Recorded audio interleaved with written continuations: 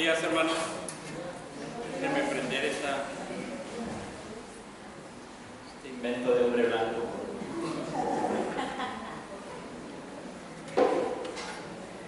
Qué gusto verles. Vamos a continuar con nuestra serie en Crónicas. Y vamos a recordar que en Crónicas hemos tenido tres secciones principales. Estos dos libros, primero y segundo libro de Crónicas, habíamos dicho que tenía tres secciones, tres partes grandes. La primera parte era para hablar de la identidad del pueblo de Dios. Dijimos que empezaba con 9 capítulos de genealogías. Vienen de la cautividad y es necesario que ellos sepan quiénes son. Ellos son el pueblo del pacto. Además de estos capítulos, luego viene una serie de capítulos, unas secciones grandes que van a hablar sobre el rey y el templo, que es lo que hemos estado viendo ahorita. El rey y el templo es importante porque va a apuntar hacia el Mesías. Y luego las últimas secciones van a ser las consecuencias de obedecer o desobedecer el pacto de Dios. Las consecuencias de obedecer y de desobedecer. Así que el énfasis que vimos al final de Crónicas es ese llamado de un rey de Persia que dice: suba todo el que sea de Jerusalén, suba. Y esa es la última palabra que menciona la Biblia en hebreo: suba, subamos. La idea es una restauración, un subir, un salir de la cautividad y subir, es decir, ser restaurados. Sí hay una restauración de la ciudad, de las murallas, del templo, pero principalmente estamos enfocando en una restauración del corazón del pueblo. Así que hemos tenido ya una serie de mensajes que hablan de esa restauración. Tuvimos un corazón, ¿recuerdan alguno? Un corazón humilde, agradecido, un corazón obediente, que teme a Dios, un corazón sacrificial, un corazón generoso, solidario, etc. Hemos visto varios temas, ¿verdad? Y hoy vamos a ver en segundo libro de Crónicas, capítulo 6, versículos del 7 al 11, el deseo de nuestro corazón. Eso es lo que vamos a ver ahora, el deseo de nuestro corazón. ¿Alguna vez en su cumpleaños le han dicho que el Señor cumple el deseo de tu corazón? Usted se lo ha dicho a alguien, el deseo del corazón, ¿verdad? ¿Sí? Muchas veces tenemos una conciencia algo culpable y reconocemos que hay muchos deseos en nuestro corazón que no son apropiados, ¿verdad? Eso lo sabemos. Muchas veces en la profundidad de nuestro corazón tenemos deseos que no honran a Dios. Pero hay algunas ocasiones en que hay un deseo que honra a Dios y que Dios se agrada de ese deseo. Y vamos a leer ahí en el segundo libro de Crónicas 6, del 7 al 11, dice la palabra del Señor, hablando ya Salomón después de haber construido el templo, dedicando el templo, dice: y David mi padre tuvo en su corazón edificar casa al nombre de Jehová, Dios de Israel. Mas Jehová dijo a David mi padre: respecto a haber tenido en tu corazón deseo de edificar casa a mi nombre, bien has hecho. Fíjese lo que le dijo Dios: tú quieres edificarme casa a mi nombre, bien has hecho en haber tenido esto en tu corazón. Pero tú no edificarás la casa, sino tu hijo que saldrá de tus lomos. Él edificará casa a mi nombre, y Jehová ha cumplido su palabra que había dicho, pues me levanté yo en lugar de David mi padre, y me he sentado en el trono de Israel como Jehová había dicho, y he edificado casa al nombre de Jehová, Dios de Israel. Y en ella he puesto el arca, en la cual está el pacto de Jehová que celebró con los hijos de Israel. Esta es palabra de Dios. Aquí está un principio que nos da el hermano Jim Getz, un principio para vivir. Dice: cuando tenemos un deseo sincero de aportar algo para la edificación de la iglesia, debe animarnos a ver que el Señor valorará nuestro deseo. El Señor valorará nuestro deseo. A veces no se cumplen, quedan en deseos, como en este caso con David, pero Dios apreció su deseo. El que hayas tenido este deseo, le dice a David por medio del profeta, me agrada. Aunque no lo vas a hacer, aunque no se va a llevar a cabo, aunque no se va a cumplir, pero el solo hecho de que lo hayas deseado, me agrada. Ahora, ¿de dónde viene ese deseo? ¿De dónde surge ese deseo de agradar a Dios haciéndole un templo? ¿Cómo llegó ese pensamiento a su corazón de querer hacer algo por Dios?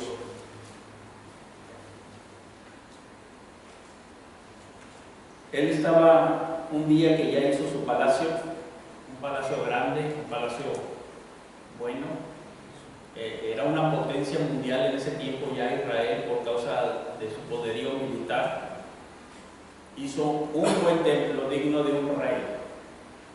Y entonces él empieza a ver hacia alrededor y dice, yo estoy aquí en casa de mármol y el arca del pacto de la comunión con Dios estaba bajo tienda de campaña. Él se vio a sí mismo y dijo, como que esto no es digno de la gloria de Dios, y aunque sea de manera modesta, hay que hacerle el mejor lugar, el mejor templo que podamos, con nuestra arquitectura, ingeniería y los materiales mejores que tengamos a nuestra disposición. Tenemos que hacer algo digno de Él. Yo estoy aquí en un palacio de mármol y Él ahí en una tienda de campaña. ¿Y quién puso ese deseo en ese corazón de David? Cuando nosotros tenemos algún deseo, ¿alguna vez has tenido un deseo que honra a Dios? Y no me refiero a buenos deseos con respecto a tu familia, tu esposa, buen deseo para tu esposo, para tus hijos, tus hermanos, tus padres.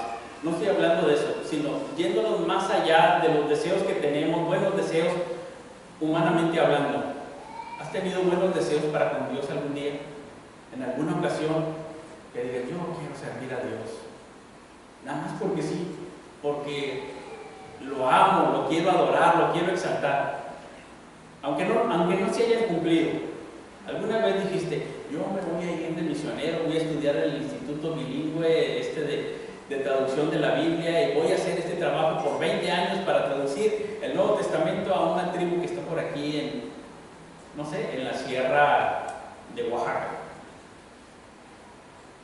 A lo mejor no se cumplió, pero dijiste, yo tengo este deseo de dejar todo por Él.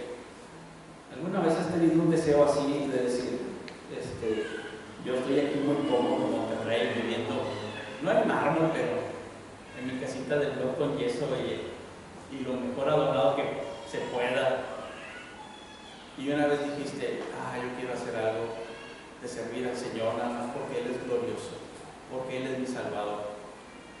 ¿Quién pone ese deseo en tu corazón? ¿Nace así solito? Hay una transformación en nuestro corazón. Vamos a ver, por ejemplo, al apóstol Pablo en primera epístola a los Tesalonicenses, capítulo 2.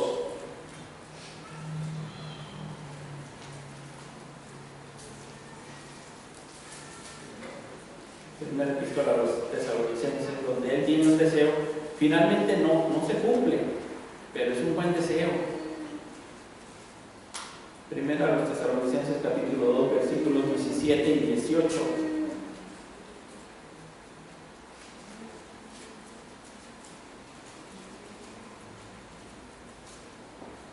Le dice a los tesalonicenses el apóstol Pablo, primero a los Tesalonicenses 2, 17 y 18. Pero nosotros, hermanos, separados de vosotros por un poco de tiempo, de vista pero no de corazón, tanto más procuramos con mucho deseo ver vuestro por lo cual quisimos ir a vosotros, yo Pablo ciertamente una y otra vez, pero Satanás nos estorbó. Él estaba preocupado porque ellos estaban pasando por unas tribulaciones que podían hacerles vacilar en su fe, y él desea contribuir a sus vidas y dice, no pude ir. Tuve el deseo. A veces nosotros decimos, bueno, ya con intención basta. Al menos tuve el deseo. Esos deseos son evidencia de la obra del Espíritu de Dios en nuestras vidas.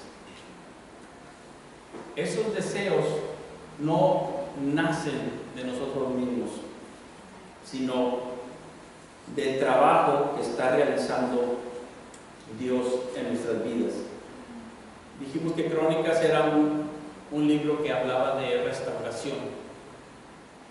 Y este escrito que está aquí en Crónicas, lo van a leer, ocurre en el tiempo de Salomón. Salomón está dedicando el templo. Salomón recuerda a su padre que tenía el deseo y que Dios dijo que era un buen deseo. Salomón lo recuerda, pero aunque él lo está escribiendo, lo está diciendo en ese momento, Crónicas se escribe para la generación que viene después de la cautividad. Ellos vienen derrotados. Ellos fueron derrotados, la ciudad fue destruida, el templo fue saqueado, ellos se fueron a la cautividad 70 años.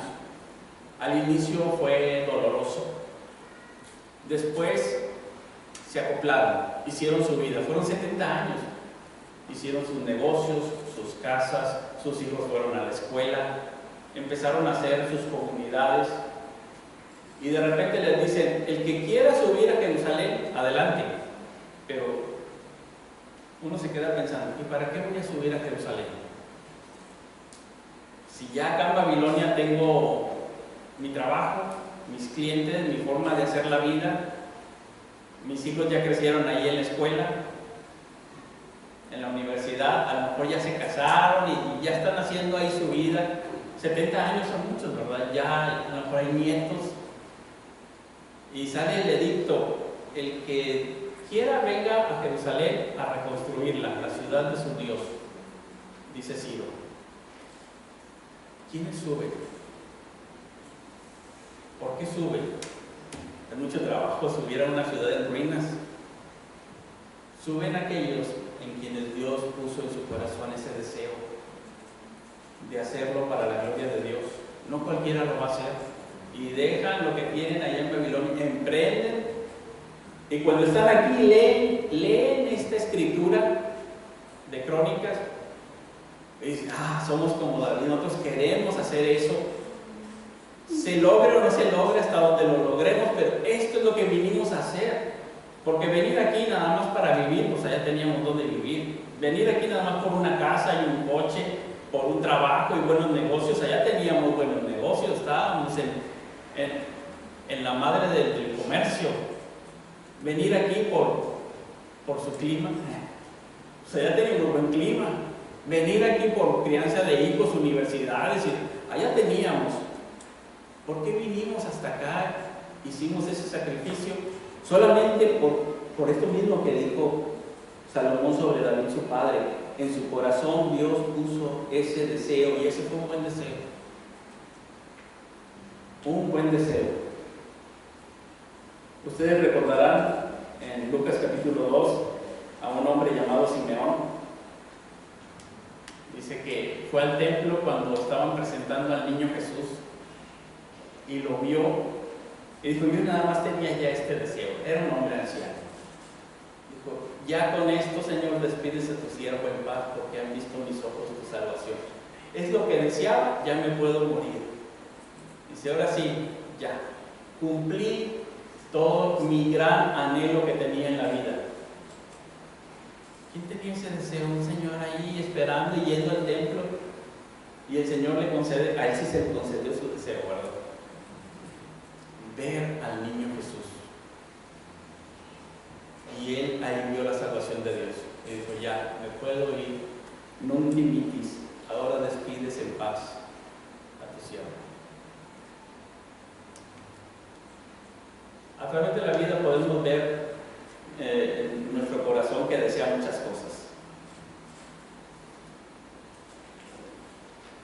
cosas hemos deseado. Y en la Biblia vemos también muchas personas deseando muchas cosas, pero nos sorprenden aquellos que desean algo muy específico con respecto a Dios, porque no es algo normal ni natural. Definitivamente es un producto de Dios. San Agustín decía que cuando confesamos nuestros pecados, aunque Dios ya lo sabe todo, cuando confesamos nuestros pecados es decirle a Dios: reconozco esto y esto es en mío y me aborrezco. Pero decía, cuando reconocemos algo bueno en nosotros, es decirle a Dios: Dios, reconozco esto que es bueno, que está en mi corazón, un buen deseo, y reconozco que esto no es mío, esto tú lo pusiste, esto tú lo hiciste en mí, porque no me nace a mí eso, esto tú lo hiciste. Y Dios es glorificado cuando nuestros deseos, nuestro deleite está en Él. Salmo 37 dice que te deleites en el Señor y Él concederá las peticiones de tu corazón. Ese deseo de tu corazón será acorde. ¿Por qué? Porque es un corazón que se deleita en Dios, un corazón que se está deleitando en su presencia, en su comunión. Vamos al Salmo 27:4. Hay muchos salmos, y ya hemos estudiado este salmo en alguna ocasión, hace como unos 7, 8 años. No espero que lo recordemos. Pero nada más vamos a ver este énfasis que dice en el Salmo 27:4, cómo los israelitas aprendieron a deleitarse en el templo. Ahora, el templo y la forma del culto va unido con la belleza del Señor, no van separados. Toda la belleza y todo el orden del culto está hablando de la belleza del Señor, y en ello ven la gloria de Dios, la belleza de Dios. Va junto, no podemos separarlo, ¿sí? La belleza de la música, del arte que estaba ahí en el templo, los olores, todo eso habla de la belleza, de la gloria de Dios. Y fíjense cómo dice aquí este hombre: una cosa he demandado a Jehová. Y ya recordaremos allá 2 de Crónicas capítulo 1 que el Señor se le aparece a Salomón y le dice: pídeme lo que quieras, yo te lo daré. Y Salomón solamente pide una cosa. Salomón pide una cosa, el salmista pide una cosa: esta buscaré, que esté yo en la casa de Jehová todos los días de mi vida, para contemplar la hermosura de Jehová y para inquirir en su templo. Eso es lo que desea. Todo en el templo está impregnado de la belleza de Dios. Y Él lo único que dice: lo que yo deseo ahí en mi corazón, ese más profundo deseo, es estar en esa comunión con Dios y contemplar su belleza, su gloria. ¿Y quién quiere eso? El mundo nos rodea con tantas cosas alrededor y llena nuestra agenda con tantas actividades que a veces ya apenas decimos: sí tengo que ir a la iglesia. Y parece ser que vivimos los días entre otros muchos deseos, sin ver que la satisfacción de todos nuestros anhelos más profundos está en Dios. Y Él dice: yo deseo, y no era fácil. Si ustedes leen este salmo, al principio dice que un ejército acampa contra él. O sea, no es que tiene la vida cómoda como a veces los filósofos, ¿verdad?, que se dedicaban a la vida contemplativa. Había un rey o un conde o alguien muy rico que le pagaba, y él estaba así en el palacio o junto a un río viendo: no puedo entrar al río 2 veces porque otras aguas fluyen hacia mí. Cuando entro ya es otro río. Ya filosofó, ¿verdad?, y lo escribió. Pero él está tranquilo, tomando su limonada y no pasa nada. No, aquí este hombre está rodeado por un ejército. Y le ocurren cosas que atentan contra su vida, pero él dice: yo lo único que necesito es entrar a la casa de Jehová, y ahí está satisfecha mi vida. Voy a leer un fragmento de Gabriel Said, El progreso improductivo. Hace años que leí esto. Hay una parte en un capítulo que él le llama La demanda infinita. Está hablando de economía y otras cosas, pero habla sobre lo insaciable. Y dice que hemos creado esa demanda infinita donde todo es insaciable y siempre queremos hacer todo sin tener a veces ni el tiempo para disfrutar ese todo de lo que obtenemos, ¿verdad? Y decimos que es para nuestros hijos y que es por la familia y etcétera, ¿verdad? Y fíjense, hay una parte donde dice: lo que hoy se espera del matrimonio, del trabajo, de las diversiones, de la medicina, de la ciencia, de un título universitario, del gobierno, de los movimientos políticos, de la vida intelectual, del arte, del amor, únicamente es comparable con lo que antes esperaba de Dios. Estamos buscando en el lugar equivocado. Queremos que todas estas cosas, el amor sea el amor perfecto, el amor de mi vida, el trabajo sea el que me dé la plenitud y el desarrollo y no sé qué tantas cosas queremos del trabajo, y igual la familia, igual los autos y las posesiones, etc. Dice, antes todo eso se esperaba de Dios, ahora lo ponemos en otras cosas. Nos sucede algo como al hijo pródigo, que queremos irnos a una ciudad lejana para encontrar satisfacción a nuestros deseos y pensar que ahí va a quedar satisfecha nuestra alma.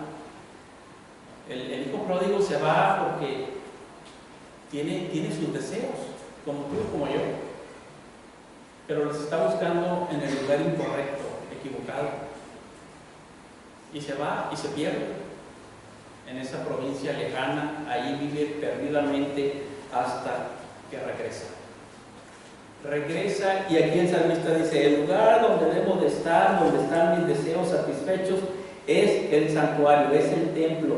Así que ellos pudieron vivir ese anhelo por el templo, sabiendo que están amando a Dios. No es que se estén quedando con la cáscara, saben que ahí adentro hay esencia, hay sustancia, y por eso guardan todo el ritual, y por eso había ese deleite.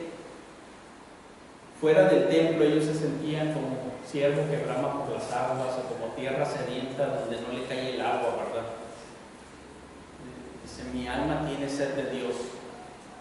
Bueno, esa sed viene por la vida de Dios en nosotros. Es una transformación.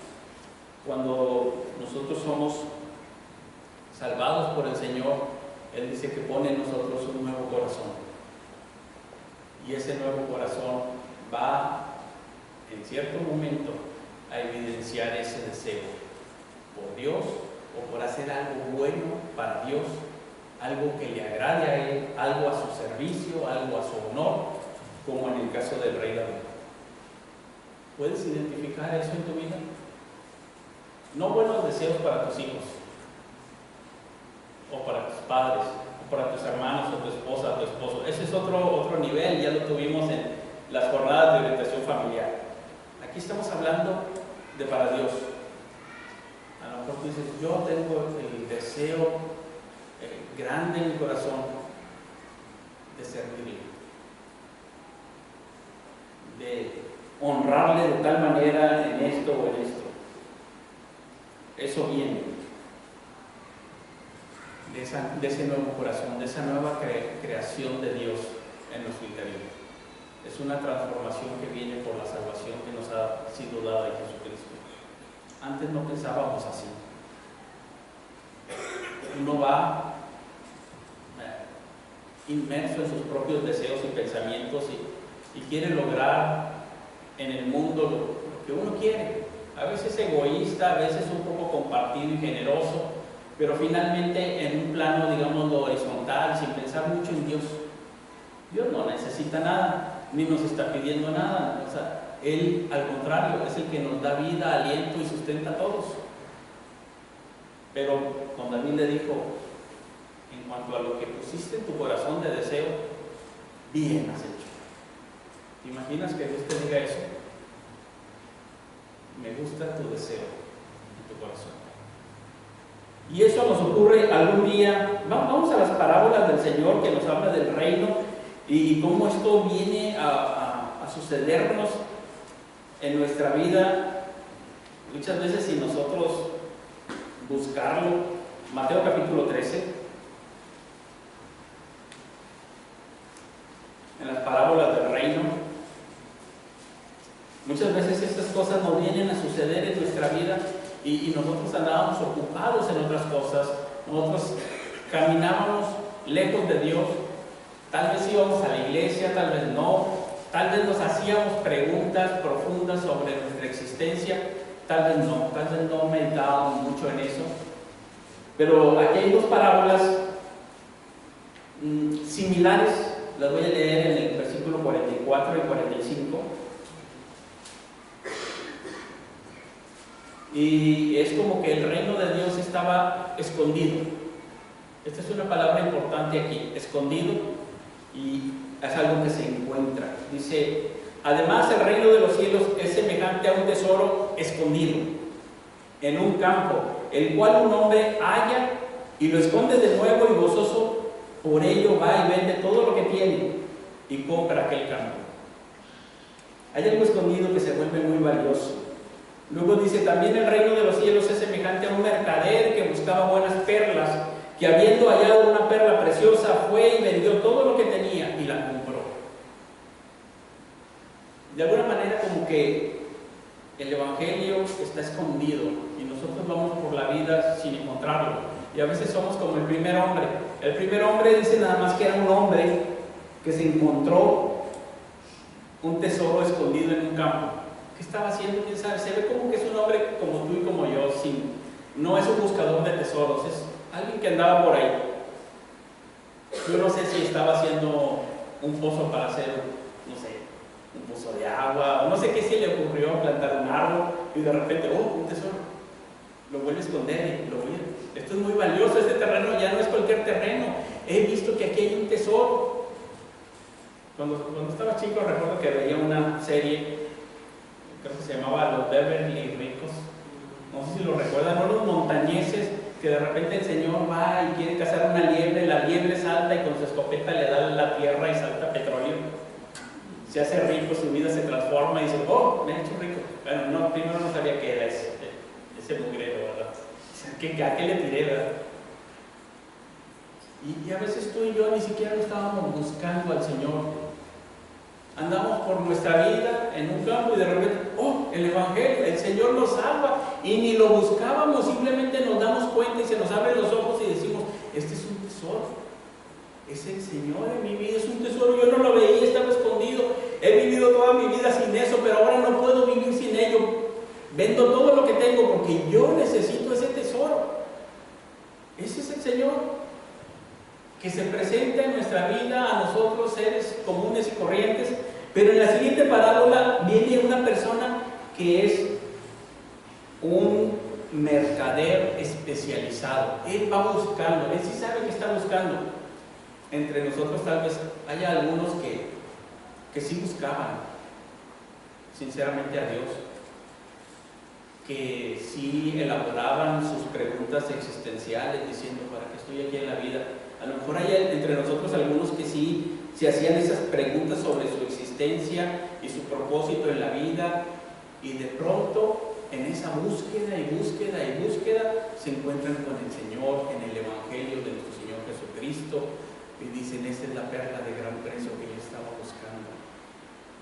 Y venden todo y dicen, yo tengo que tenerlo a Él.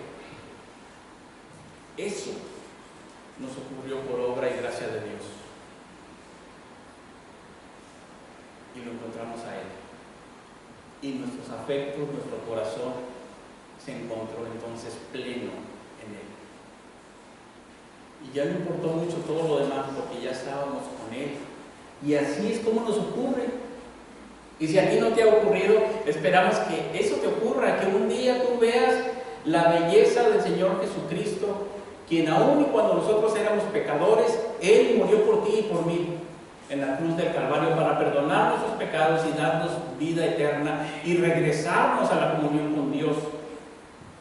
Eso es lo que está sucediendo ahora en estos israelitas que regresan de la comunidad y te dicen, yo para esto vine, para esto vivo, este es el deseo de mi corazón, es estar en su templo y contemplar la belleza del Señor, inquirir en su templo, meditar en el Señor, ser transformado y que este corazón que era egoísta tenga ahora un deseo de deleitarse en el Señor.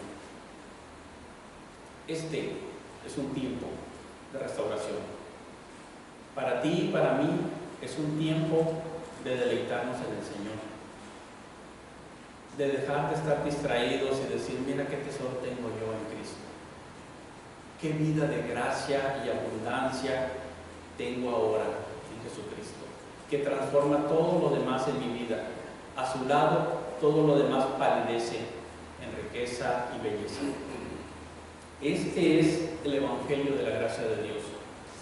Hoy es un día en que nosotros podemos avivar nuestro corazón y decir, a ver, desenterrar por ahí, tenía yo buenos deseos para con Dios, esos anhelos, desentierrarlos y yo quiero servir al Señor. Sí, muchas veces no lo hacemos, pero dejemos a un lado la culpabilidad y no seamos atormentados por ella, no seamos detenidos, ofuscados, frenados. Miren, no importa lo que haya sucedido antes de que entraras aquí a la iglesia, antes de que entraras aquí a este lugar, no importa cuán fracasado te hayas sentido, cuánto hayas decepcionado a Dios o a tu familia o a ti mismo, no importa. Miren, Salomón está recordando algo de su padre David y no se pone a recordar todos los episodios de fracasos que tuvo muchos. Sí, sus hijos no lo querían, bueno, uno lo quería matar y otro también. Su esposa lo menospreciaba y la otra esposa sí lo quería, y tenía sus cosas, o sea, tenía sus desastres, pero Salomón dice, mi papá quería construir, tenía algo bueno, quería construir un templo al Señor. Este es un tiempo de restauración, de una nueva oportunidad, de volver al gozo del Señor y decir, Señor, yo quiero servirte, yo quiero amarte con todas mis fuerzas, con todo mi corazón, con toda mi mente, con toda mi alma. Yo quiero agradarte a ti. Tú eres el tesoro escondido, la perla de gran precio. Por ti mi vida tiene sentido. Y eso le agrada al Señor. Hay un canto de Rubén Sotelo que se llama Pregúntenme y está narrando la experiencia de una persona que ha sido transformada por el Evangelio de Cristo, y entonces empieza a decir, pregúntenme de quién son estas huellas tan profundas, tan bellas, que en mi tierra están. ¿Qué caminante las dejó que no se pueden borrar? Pregúntenme quién cambió la letra tan aburrida, tan muerta de mi vieja canción. ¿Qué tinta usó el autor que no se puede borrar? Pregúntenme por qué no soy el de ayer. ¿Por qué otro sol calienta hoy mi piel? Pregúntenme y diré quién me fascinó. Pregúntenme y diré que Cristo fue. Y luego dice, pregúntenme quién en mi cabeza puso ideas de pureza que mi vida abrazó. ¿Quién en mi mente las metió que no se pueden borrar? Cuando tú identifiques ese deseo de tu corazón de agradar a Dios, tú tienes que tener la certeza de decir, Cristo fue el que lo puso ahí. ¿Quién lo puso ahí? Cristo fue. Él es el que hace esa transformación al nivel del corazón. Él nos cambia de ser personas egoístas a querer agradarle a Él. El Señor Jesucristo vino y dice que cumpliendo el Salmo 48, el hacer tu voluntad, Dios mío, me ha agradado y tu ley está en medio de mi corazón. Dice, yo vengo como está escrito en el rollo del libro acerca de mí. Y eso es lo que se necesitaba. No tener solamente la ley acá afuera, sino tenerla en el corazón. Ellos están regresando de la cautividad y al regresar de la cautividad ellos tienen que saber que regresaron para glorificar a Dios. Y ahí está la centralidad. Entonces, por eso el hermano Jim Gett dice: cuando tenemos un deseo sincero de aportar algo para la edificación de la iglesia, debe animarnos saber que el Señor valorará nuestro deseo. Como un hijo que solamente lo que quiere es la aprobación de su padre y que su padre le diga que está bien. ¿Sí? Solamente es lo que quiere, que su padre le sonríe y le diga que está bien. Y dice aquí, eso debe de animarnos, que Dios desde los cielos se alegra. Dice que se alegra cuando nosotros nos arrepentimos y volvemos a Él. Un pecador que se arrepiente. Hablábamos del hijo pródigo. Esta es la parte donde dice que Dios se goza, porque ahí hay una obra profunda hecha en el corazón, de regeneración, de restauración. Ahora, aquí Jim Gett dice sobre la iglesia, pero en Crónicas vemos el templo, no vemos precisamente la iglesia. No voy a hacer ahorita, no es el tiempo ni el lugar para hacer una teología bíblica sobre el templo, pero así rápidamente les voy a decir que el jardín del Edén es, por así decirlo, un templo, donde Adán era rey y era sacerdote. En los tiempos de los patriarcas hubo muchos altares que prefiguraban el templo. El principal fue el altar donde Abraham sacrifica a Isaac. Está prefigurando el templo. No vamos a entrar a los análisis. Luego, cuando tenemos aquí el arca, también está hablándonos en cierto sentido del templo, pero más el templo de Salomón.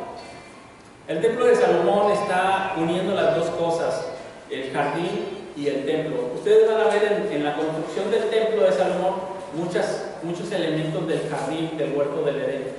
Hay muchos elementos ahí que son de jardín.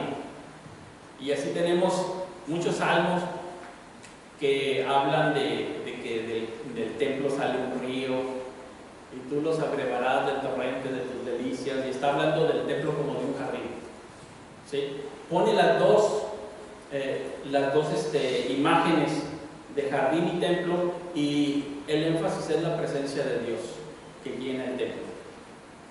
Cuando ya tenemos aquí Crónicas capítulo 6, es obvio por la construcción del pasaje que está hablando como de la culminación de ese templo. Por eso usa mucho el número 7. Entonces van a ver ustedes por ahí que ¿cuánto se tardó en construir el templo? 7 años. ¿En qué mes lo dedicó? El mes 7.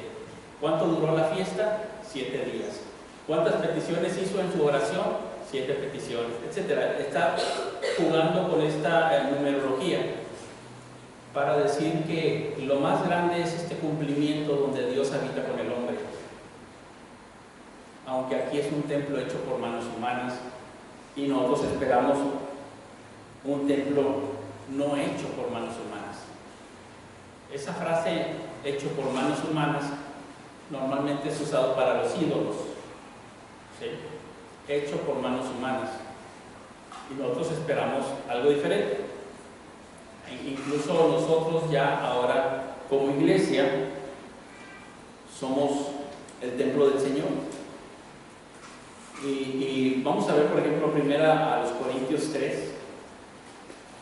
Cuando él está hablando, el apóstol Pablo en los Corintios, usa estas mismas dos imágenes de jardín y de templo. Está hablando del templo de Dios y lo importante de la presencia de Dios ahí. Esto es nada más para decirles por qué Jim Gett lo usa aquí como iglesia cuando estamos en un lugar como histórico que se llama templo. Primera a los Corintios capítulo 3, versículo 6.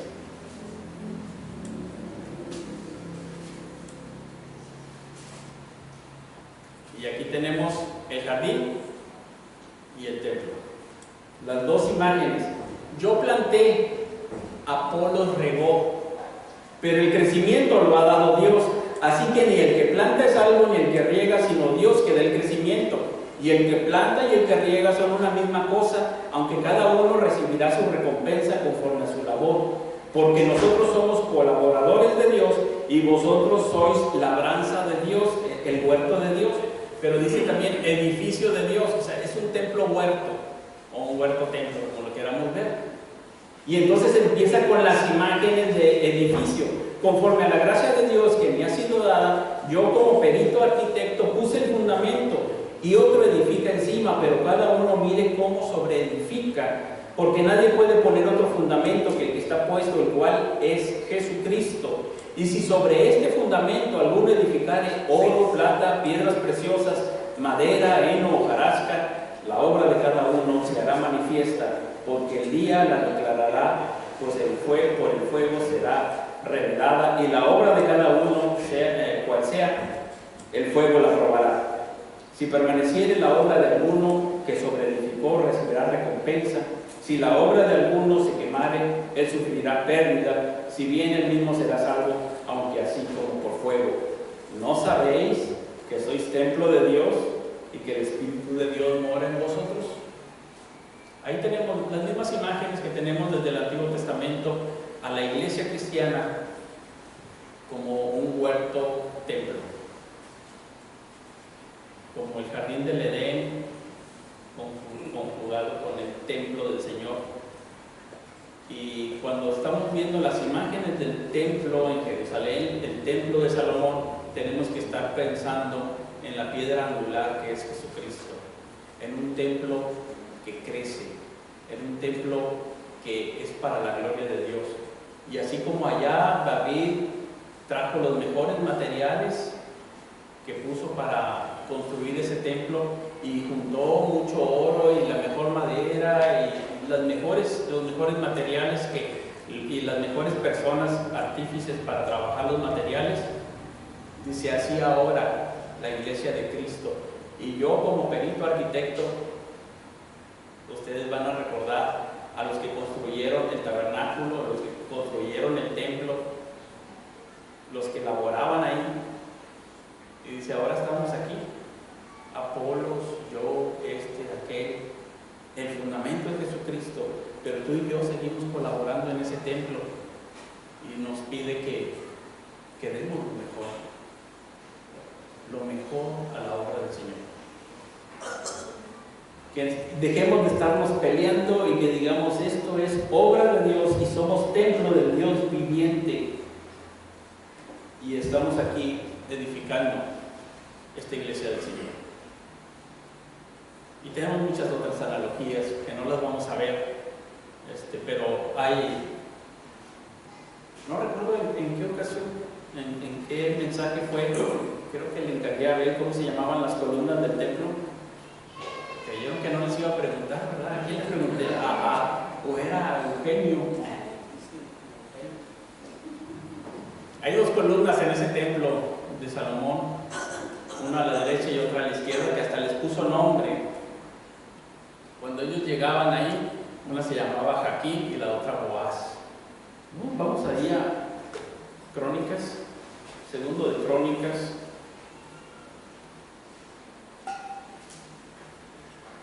Para que lo veamos en la Biblia, capítulo 3, 15 al 17.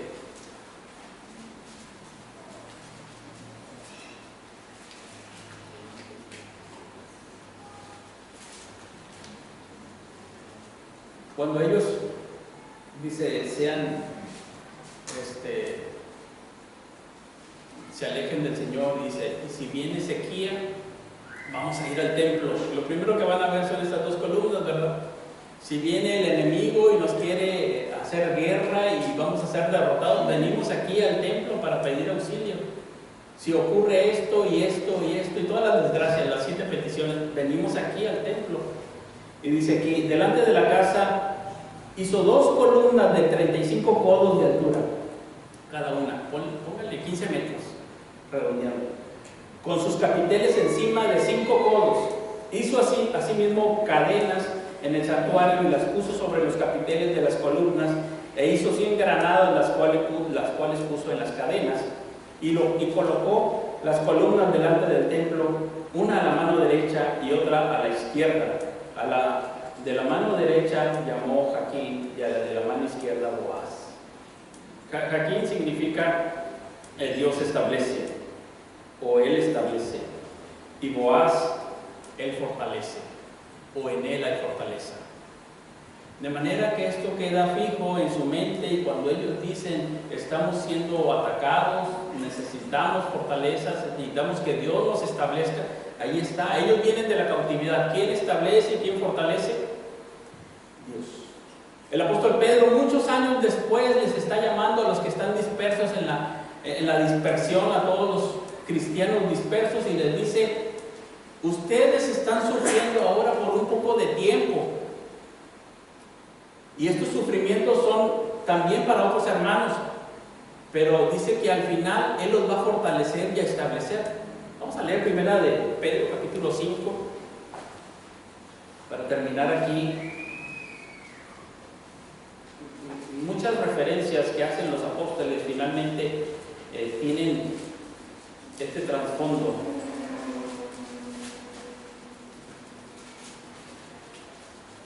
Primera de Pedro capítulo 5, versículo 10.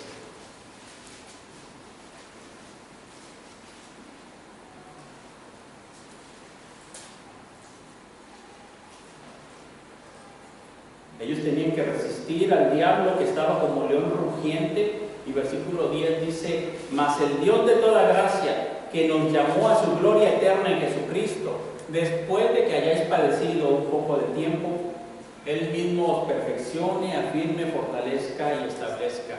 Él os haga Boaz, Jaquín y Boaz. A Él sea la gloria y el imperio por los siglos de los siglos. Amén. ¿Has tenido un buen deseo para con Dios? A Dios le agrada eso. Eso es puesto por Dios. Es fruto de la obra de Dios. Es la vida nueva en Cristo que está floreciendo en tu vida. ¿Puede haber momentos de dificultad? Sí, pero siempre vamos al Señor y Él fortalece y establece. Así que cuando alguien te diga que el Señor cumpla los deseos de tu corazón, ojalá y sea ese deseo, no otra cosa. ¿Sí? Esaú deseaba un plato de lentejas y lo tuvo. Eva deseaba el fruto prohibido y lo tuvo. Sansón deseaba una filistea y la tuvo. David deseaba Betsabé y la tuvo. Pero que el Señor cumpla los deseos de tu corazón, nos estamos refiriendo a este. Solo una cosa deseo: estar en tu templo para contemplar, porque ahí todos mis deseos están satisfechos. Mis deseos no van a estar satisfechos en ninguna otra parte, sino en el Señor. ¿Hay un buen deseo ahí? Pregúntenme quién lo puso ahí, que no se puede borrar. Pregúntenme y diré que Cristo fue. Vamos a orar. Padre, gracias te damos por tu infinita bondad en Jesucristo, porque en Él has venido a nosotros, te has hecho cercano, y Señor, has habitado aquí entre los hombres en la oscuridad y nos has salvado. Has transformado nuestras vidas, les has dado sentido, propósito, nos has alcanzado con tu evangelio, y Señor, gracias, muchas gracias por esa obra que has hecho en cada uno de nosotros y lo que sigues haciendo. Queremos, Señor, que nuestros deseos estén satisfechos en ti y que tú seas el anhelo de nuestros corazones, que tú seas el primer deseo que tengamos en nuestra vida, que, Señor, podamos vivir para la gloria tuya y disfrutar de tu comunión para siempre. En el nombre de Jesucristo. Amén.